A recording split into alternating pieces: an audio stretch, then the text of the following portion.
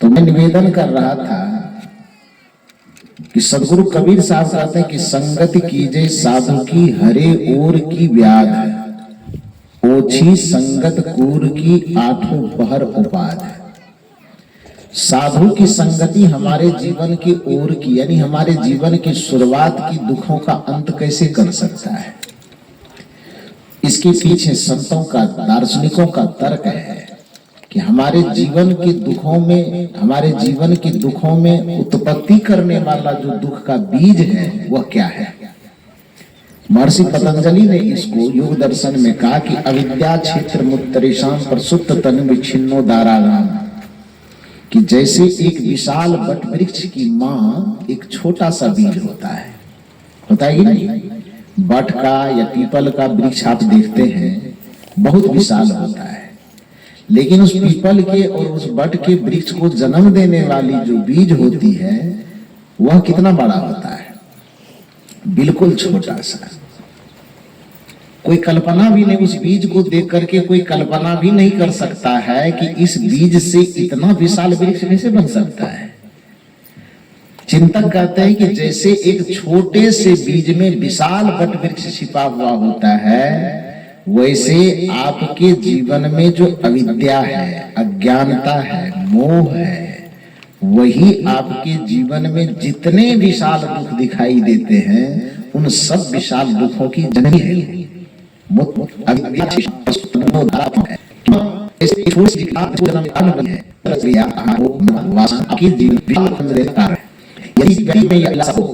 People को हमें मसाला देना है, लेकिन के बीच में नहीं है। अगर कोई व्यक्ति भी कोई मसला दे, इससे मतलब को मसला दुखों को लाना है, लेकिन ये भी चल तब फिर आसान नहीं है। इसी बात को सबको कबीर साहब के अंदर का दर्शन किया। क्या कहा कबीर ने, जब बैर अब की चेरे क्या भया, जब काटन गिर। इस साखी के माध्यम से सदगुरु कबीर समझाते हैं जब की उत्पत्ति होना शुरू हुआ, दुख भी जगना शुरू हुआ, मानव उसी समय साथ हो जाना चाहिए था। तो एक प्रसंग के माध्यम से भी आप समझना चाहें तो मानो कि कबीर साहब एक रास्ते से गुजर रहे थे और रास्ते से गुजरते गुजरते अचानक उनकी दृष्टि एक केले के वृक्ष पर पड़ी। और केले के वृक्ष तो चूंकि 50 साल से लगे हुए थे तो उसके दो चार अड़ोस पड़ोस भी हो गए थे, यानी अगल बगल में दो चार वृक्ष और बन गए थे, कोई छोटे कोई बड़े। तो उसको हमें थोड़ा था कि हम 2-4 साल से यहाँ सत्ता जमाए हुए हैं तो हमारा आधिपत्य यहाँ है। संघों से भी गुजर रहे थे तो उस केले को देख करके तो प्रसन्न हुए, लेकिन कबीर साहब की दृष्टि केले के जड़ पर गई तो उस जड़ के बगल में केले के नीचे एक छोटा सा बैर का पौधा था। समझते हैं ना, कबीर साहब उस केले को समझाते हुए कहा, हालांकि आप यह प्रश्न मत कीजिए कि केला से भी कबीर साहब बात करते थे, जड़ चीजों से किसी बात नहीं होती, लेकिन दार्शनिक चिंता किसी भाव को व्यक्त करके भावात्मक संवाद करते। मुंह से ऐसा मुंह से केला बोला और कबीर साहब काम से सुनेगा, ऐसा नहीं है। कहा जाता है, नियम यह है कि साहित्यिक रचना जब होती है तो साहित्यिक रचना के 2 विधा है, एक यथार्थवादी विधा और दूसरा आदर्शवादी विधा। यथार्थवादी विधा का मतलब होता है कि जो घटना सचमुच में घटित हो रही हो उसी को आधार बना करके कोई प्रसंग लेखन करना, यह यथार्थवादी विधा कहलाता है। लेकिन दूसरा विधा है आदर्शवादी विधा, जिसका अर्थ होता है कि घटना सचमुच में घटित हो न घटित हो उससे कोई मतलब नहीं, कल्पना के आधार पर किसी घटना को निर्मित कर लेना और उससे समाज को, लोगों को एक अच्छा संदेश दे देना, यह आदर्शवादी विधा कहलाता है। तो यहाँ केला से कबीर साहब मिले हो कि न मिले हो, घटना सच घटी हो घटी उससे कोई मतलब नहीं है। केला बोले हो न बोले हो, कबीर साहब सुने हो न सुने हो, उससे कोई लेना देना नहीं है। लेकिन इस घटना को प्रसंग बना करके, इस कल्पना को प्रसंग बना करके एक अच्छा संदेश दुनिया को देने की नियत से जब बात कही जाती है, उसी विधा को कबीर साहब ने, आदर्शवादी विधा को कबीर साहब ने यहाँ अपनाया और केले से भावात्मक संवाद कर रहा है। साहब गए रास्ते से, केला था मुस्कुराते हुए, कबीर साहब ने धन्यवाद दिया, लेकिन अचानक उस केला के जड़ कबीर साहब की दृष्टि जाती है। जैसे दृष्टि गई, देखा कि एक बैर का पौधा पनप रहा है चाह लेते, संत के सम्राट थे। जो संत होते हैं वही दुनिया का हित चाहते हैं, जो संत सम्राट होंगे वो दुनिया का हित कैसे जाएंगे। जो संत की परिभाषा ये नहीं है कि वो कपड़ा कैसा पहना है, संत की परिभाषा ये नहीं है कि उसका बाहरी वेशभूषा, संत की परिभाषा है कि जिसका चित्त सरल हो, जो दूसरों के दुखों को देख करके द्रवित हो जाता हो, जो प्राणियों के प्रति दयाशील हो, अपने प्रति सहनशील हो, अपने प्रति दुनिया के लिए भी उसको कहने की जिसके पास क्षमता हो, और दुनिया को अपने माध्यम से सुख शांति पहुंचाने की जो अभिलाषा मन में पाल, उसको संत कहा जाता है।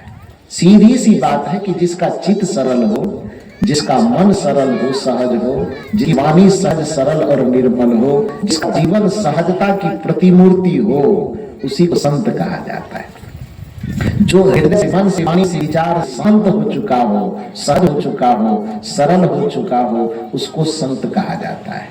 गोस्वामी तुलसीदास जी ने संत की परिभाषा दिया कि पर दुख द्रवहि सो संत पुनीता, कि जो दूसरों के दुखों को देख करके द्रवित हो जाए, जो दूसरे पीड़ा को देख कर जिनका हृदय ग्राम धौरा भाटा में आयोजित त्रिदिवसीय प्रथम दिन के प्रथम सत्र में मंच पर विराजमान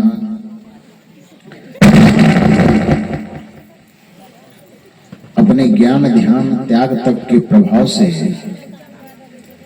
तीर्थों को भी परम पावन करने वाले परम वंदनीय संत समाज,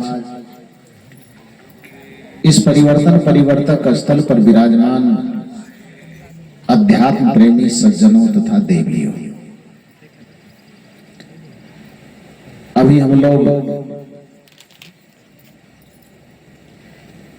धौरा भाटा ग्राम में संतों के स्वागत के पश्चात कुछ विचारों के प्रवाह में, ज्ञान गंगा में गोता लगाने के लिए अब तैयार हो रहे हैं।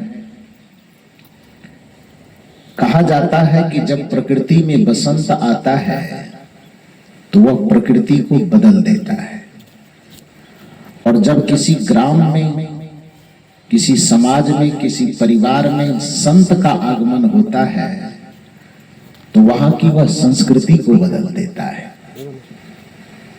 बसंत के आने पर प्रकृति में नयापन आता है।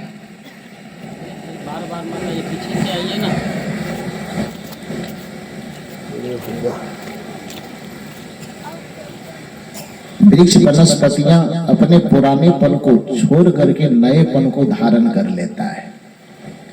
जब संत हमारे घर में, हमारे परिवार में आते हैं तो हमारे घर परिवार के बुरे संस्कारों को बदल करके हमारे घर में, परिवार में, जीवन में अच्छे संस्कारों का समावेश कर देता है।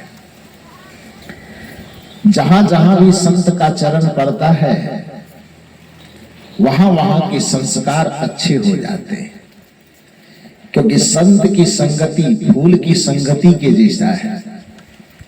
जहां पर फूल होता है वहां पर सुंदरता अपने आप बढ़ जाती है, वहां पर सुगंध अपने आप फैल जाता है, वहां पर प्रकृति की मुस्कुराहट अपने आप फैल जाती है।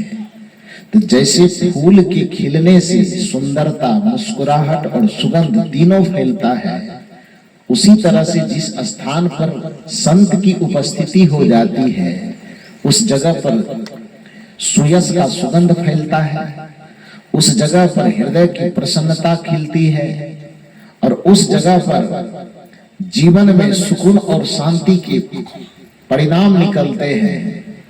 इस वजह से संतों की संगति करने पर गुरुवर कबीर ने बड़ा जोर दिया। संगत कीजे साधु की हरे उर की व्याध, ओछी संगत कूर की आठों पहर उपाध। सदगुरु कबीर साहब कहते हैं कि अपने जीवन के दुखों के मूल को तू खत्म करना चाहता है। मूल का मतलब जड़ होता है। किसी भी वृक्ष में टहनियां होती है, पत्ते होते हैं, डाल होते हैं, लेकिन उस डाल पत्ते इत्यादि का जो जीवन है वो जड़ के ऊपर में निर्भर करता है। उसी जड़ को साहित्यिक भाषा में मूल कहा जाता है और उसको ओर कहा जाता है। कुछ लोग ओर में और में अंतर नहीं समझता है। और का मतलब जो व्याकरण के वाक्यों को जोड़ने में और शब्द का प्रयोग होता है, जिसमें औ का और एक होता है ओ र और का मतलब शुरुआत होता है। साहब कहते हैं कि संगति कीजिए साधु की हरे ओर की, और नहीं कहते, शब्द पर ध्यान दीजिए। और औ का जो ऊपर में डबल औ का लकीर होता है तो उसको औ का रो और। साहब यहाँ और नहीं कह रहे, और कह रहे। ओ में औ का एक लकीर वाला, औ का रो और का मतलब शुरुआत होता है, मूल जड़।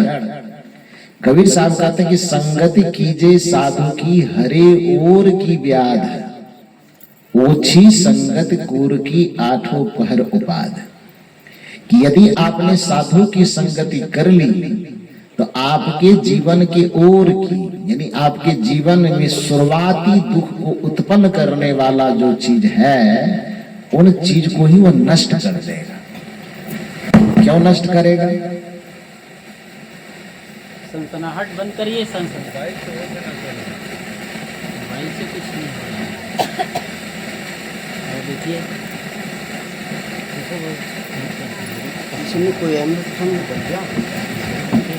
इसको निकालिए जरा 1 सेकंड के लिए निकाल के।